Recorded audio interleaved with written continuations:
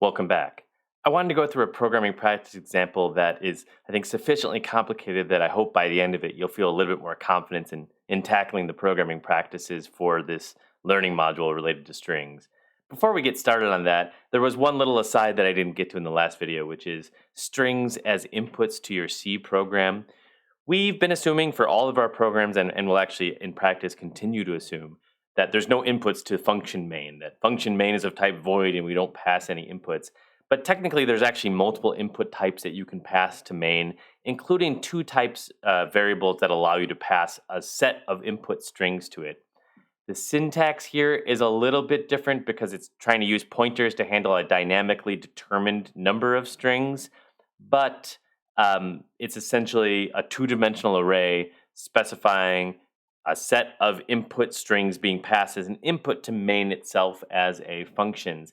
The integer argc represents the number of input strings, the argument count, and argv is the array of strings, that's your argument vector.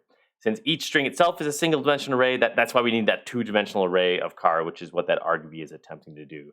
So in common usage, and for some of the command line utilities you may be already using, you see this, right? You pass in the name of the executable. It could be main, the name of the executable for our purposes, and then you pass in a series of strings. It could be argument flags. It could just be random strings that the thing is going to process.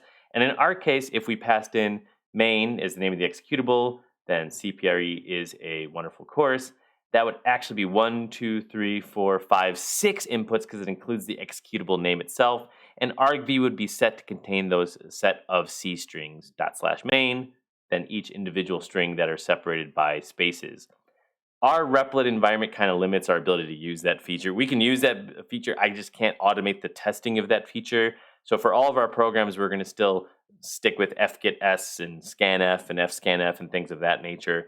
Not because it's necessarily superior or even preferable to having just a set of arguments to main, because that's what we're allowed to test that and can automate the testing of that in our replit environment. So we've got a slightly more challenging problem-solving exercise. And once I briefly describe it here, I do want you to pause the video and think about some of the strategies that might make sense. I picked this example because it's sufficiently challenging. It's also not something that there's just a function that already exists in the string.h library to kind of do it for us, but we can certainly potentially use some of the string.h functions.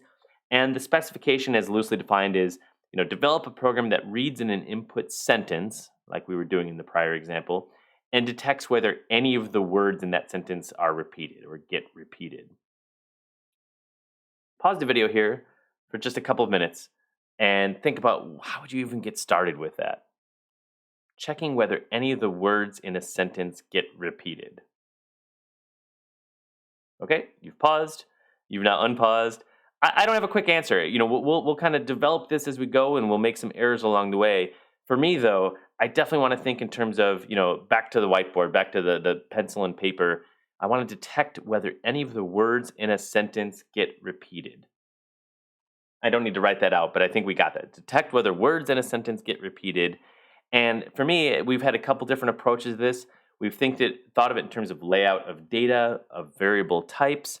Also thought of it in terms of like common input and output cases and what a result would look like. I think it's fine to think about either really simple input examples and then make them more complex as you go.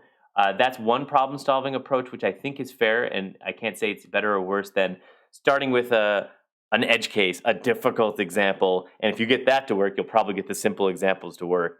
Let's at least think about a difficult example, and then if we can't get it to work, we can backtrack to a simpler example. How about something like as our input, and pardon again the handwriting, maybe I could just, instead of even trying to text, let's just add some text. Here is a sign that reads, "Abandon all hope, ye who enter here." I guess I was in a weird mood when I came up with this one. It's kind of two-dimensional looking for some reason. There we go. Okay, we can make it a little bit smaller so we can actually see the other stuff here. All right, if that is our input, depending on the spec is, as we've seen it quite a lot of times, is a little bit ambiguous. I try to make the programming practices less ambiguous. Here is a sign that reads, "Abandon all hope, ye who enter here." That would be the input. my reading of the spec is that our output should then be something like here is repeated. And if I missed another repeated word, I apologize. That's not my intention. The reason this is a bit of an edge case is because they're maybe repeated, but they're actually not that similar looking in the actual text, right? What are the differences? For the first here, we have a capital H. That's meant to be a capital H. And for the second one, not only is it a lowercase h, it's also got that punctuation, immediately afterwards. So whatever code, if we wanted to support this kind of more challenging case versus the or something as what we want to support, we'd have to kind of think about what it would mean to be able to detect that versus the more common case where the strings look identical to each other. Our input is that sentence, and we have to detect words that are repeating each other. If we just had to detect sentences that were repeating each other, that'd probably be a much easier task. So an intermediate goal, an important task, at least to begin with, task maybe number one, is we have to break our sentences down into words.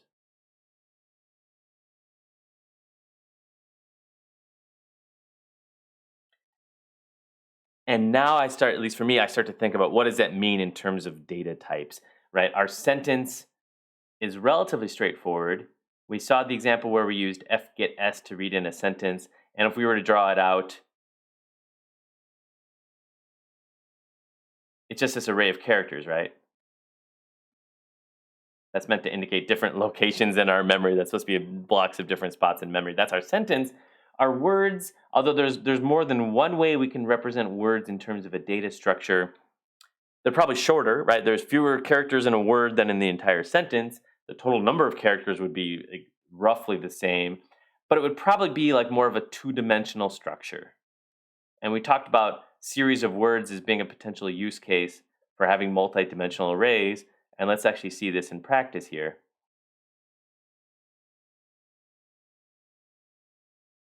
This is meant to be kind of a grid of data where this would be words of 0, and this would be words of 1, this entire row, etc.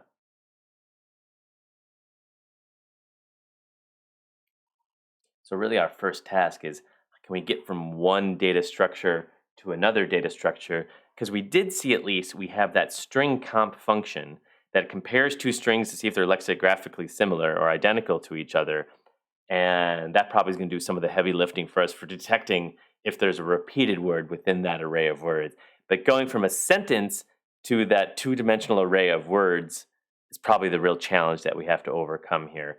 Let's give it a try. We don't have to get the problem completely figured out, and we can still learn a lot along the way. So this is going to be under Learning Module 602 for word repeat. And I always get a little itchy when we don't have a main to start with.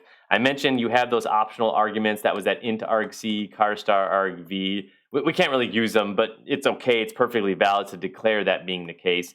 For automated testing, we can't really use it. Let's define our buffer size again. This is exactly from the last example. 2048 is also fine. Input sentence, maybe? We're going to be playing around with this a lot. Let's just call this input string of buffer size.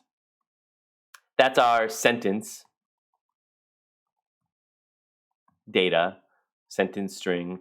And then we also have to have our words, and with our static allocation at least, and this problem gets even uglier if we wanted to do dynamic memory allocation, we have to have some limit or some knowledge of at least the innermost dimension of those words. But let's do both dimensions. So pound define max words, max word length.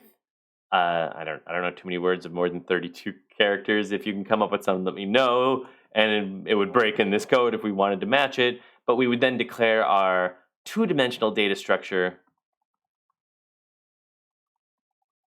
for sentence. Calling this input string seems wrong. Let's call it sentence, because it's not just an input string that we're having fun with. It is an actual sentence.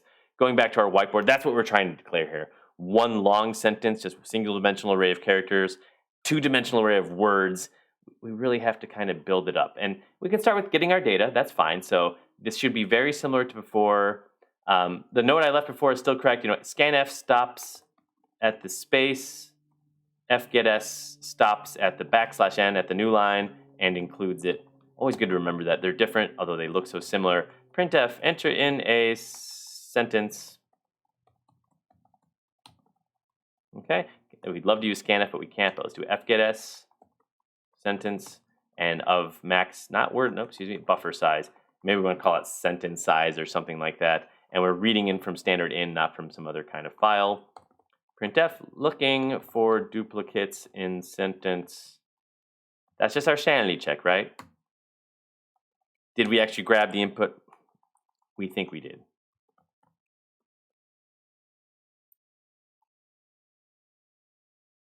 Here is a sign that says abandon. Okay, let's not go crazy with typing. Close enough. All right, so it actually prints out the sentence, and we've read in the sentence. We have the sentence. We're not really anywhere yet in terms of solving the problem, but hey, we have some input data. We can start to mess around with that input data. Break sentence into words. Well, when do we have a new word, right? I think it's probably okay to assume, but maybe not, but we have something that's not alphanumeric or alphabetical in between these words, either one character or potentially multiple characters that are not alpha types, right? What was the name of that string processing function? We would definitely want to bring it up at some point here. I didn't include the link here, but it's from our CPP reference of our byte handling functions for strings. Let me bring that up real quick here.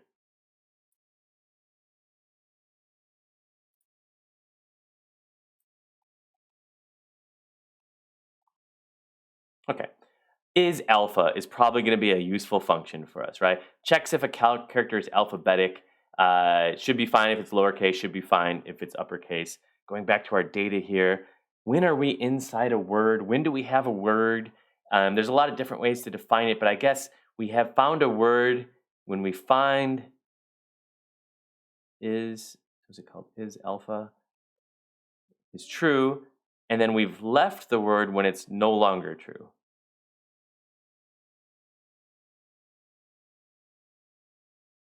So we could start by kind of progressing through the word and determine both when we've gotten inside a word and when we're no longer inside a word. And between that start point and that end point, that's our next word. Let's give that a try. I actually don't know if that will work, but let's give that a try. So looking for duplicates in sentence. We need to keep track of which word we're looking at. We're looking at the very first word in our two-dimensional array. Call that word index or call that current word, that's fine.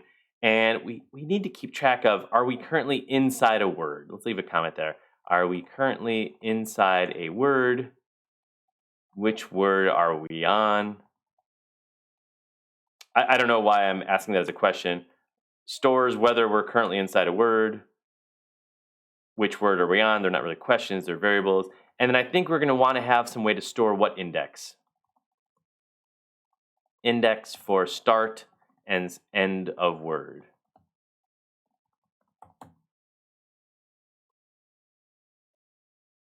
We have our input sentence array, and we know we have to kind of work our way through it from beginning of array to end of array. This is, again, our string processing design pattern that should start to look a little familiar. For I equals 0, I less than string length of sentence, I plus plus. And we need some logic to check, are we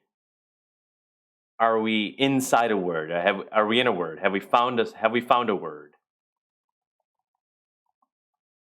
And that's that is alpha function. So is alpha, if it's true, meaning it's non-zero, then we're at least,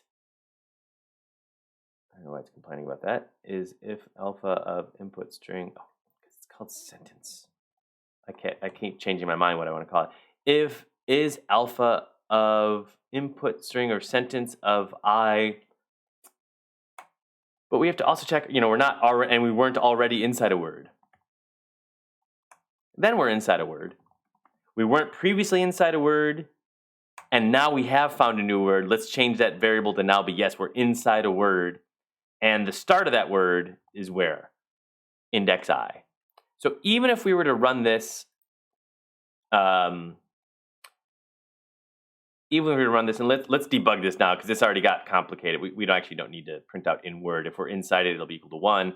Word start is equal to this. What index did we get back out? It should be 0 for if is alpha, extra parenthesis, hello world.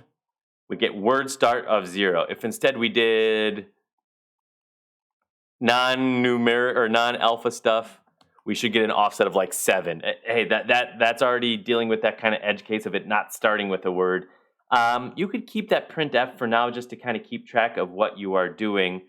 Really, the next challenge is now, we found the start of a word.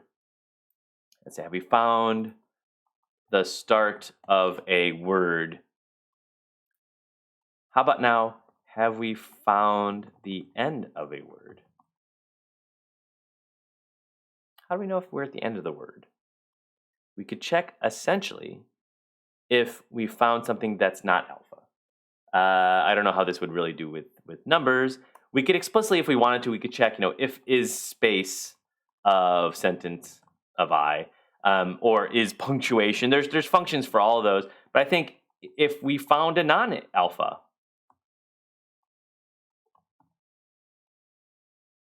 of that, and we're currently inside the word.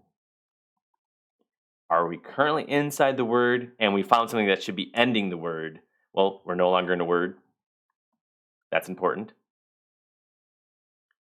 We need to keep track of our end index then. That's got to be I now. We found the end of the word. This becomes important because we've now officially found, we have found a complete word from index word start to word end. I would argue it's word end -1, right? Because that index is for now the non-alpha numeric character, right? So we found the space, or we found the new line, or we found the exclamation mark. It's the one before it. So we could either set word end to I-1, or we can just keep track of the fact that we're actually off by 1 with that index. Either approach is fine. We now need to copy it. So now copy to our array of words. And that's words of cur word something, right? We have to do it kind of byte by byte. Maybe we could get a string copy call to work here. There's a string copy that does like n bytes that we could use. It's called string n copy. That would also work for this purpose, but we can just do it with a loop, car by car. So that would require some additional for loops. So now we can't use I anymore. We're using it for the outer loop for j equals 0. J is less than, how many bytes are we copying over word end minus word start, right? We started at 0. You make a good point, class. I hear your words in my head. Before we even get to the next part, let's just make sure our data makes sense. Why are we not debugging this more, right? Hello, world. Word start at 0 and 5. That looks promising. That would include the space. Next word starts at 6 and ends at 11. That probably is including the exclamation mark then. That's pretty promising, right? So we'd want to copy, in this case, we'd want to copy 5 bytes over. So 0 to 5, 6 to 11, that's 5 bytes. So my intuition was okay, but getting there should have required the intermediate step. J equals 0, J is less than 5, J plus plus. Literally copy these things over now. So words of current word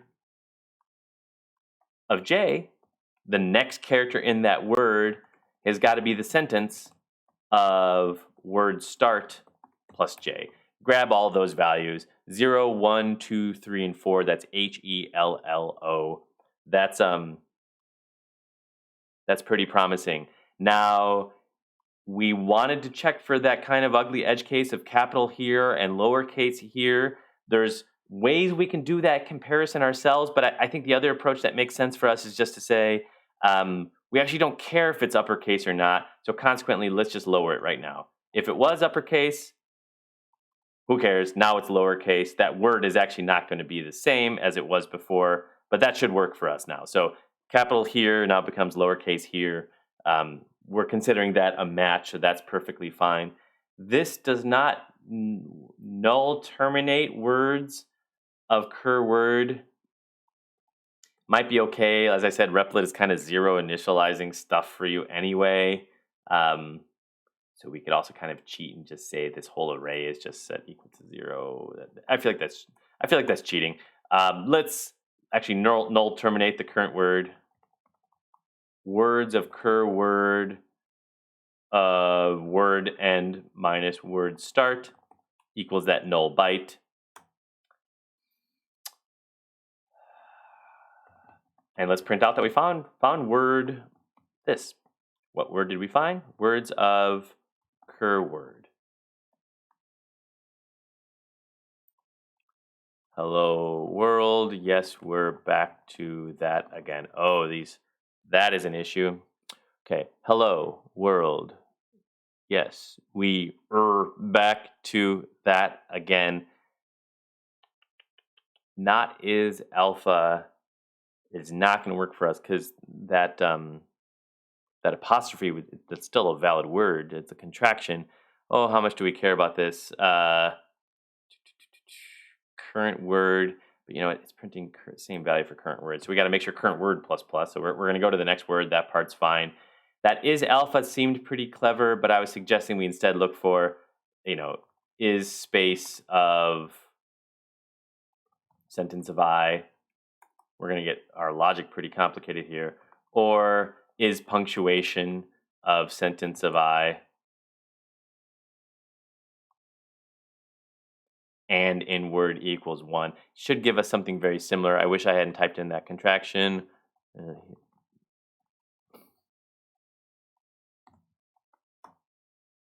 No, it still didn't work. If is space or is punctuation.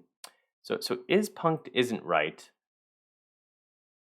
If is space is blank, it'll actually say what these functions would return for is blank. What about these? So these, this one looks like I'm just going to have to check. That's annoying. I'm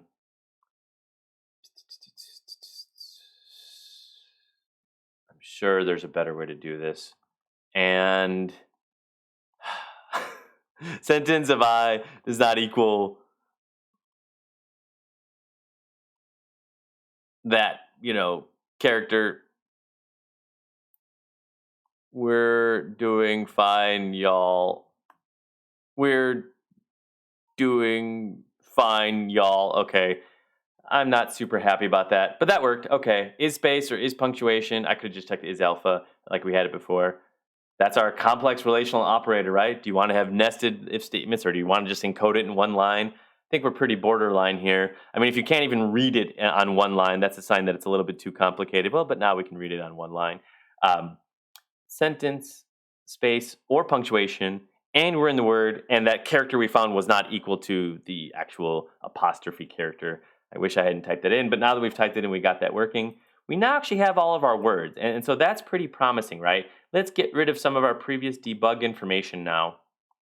There's nothing wrong with that, right? I think we've tested about as well as we're going to test it. We have gone through the entire sentence, and we've done really the first part of the task, break the sentence into words. What's task 2 then? String comp or compare all words. Compare words of 0 to words of 1, to then words of 2, to then words of 3. And then when we're done, compare words of 1 to words of 2 to words of 3. That one should be okay, especially because it looked like we did collect the words. We already made them lowercase. But now we have a separate loop. We can use I again. We got out of the first loop that was going through the initial sentence. We don't care about the initial sentence anymore, but we care about our number of words. And we want to compare this word against all the other words. This isn't going to work, but we'll fix it. And we have that nice string comp function, which we saw, and I don't expect you to have memorized, is going to return 0 when they're equal. So we can check the inverse. You can check if it's equal to 0, or you can just use the not logical inverse operator to get the equivalent result. If not, string comp of words of I, words of j, we should do something. In this case, print word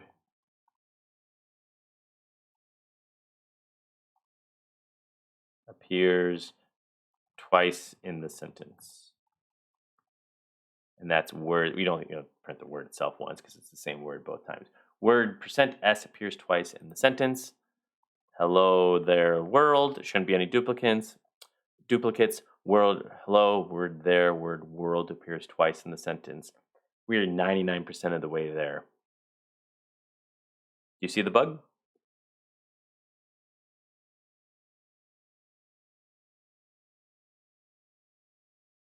Yeah, so for what it's worth, we're really comparing 0 to 0 to begin with.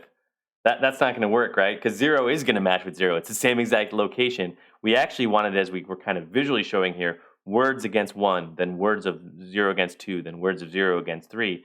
That's all well and good. We just have to make sure we start at I plus 1 and don't actually start off at I, so that we're not actually starting at 0 each time or starting at the same value each time. That'll be 0, I equals 0, j equals 1, I equals 0, j equals 2. Remember we had that printf loop that was just printing out the values of I and j? If you had done that, that probably would have been a direct way to debug this. So, hello there, world. No duplicates found. That sounds pretty good.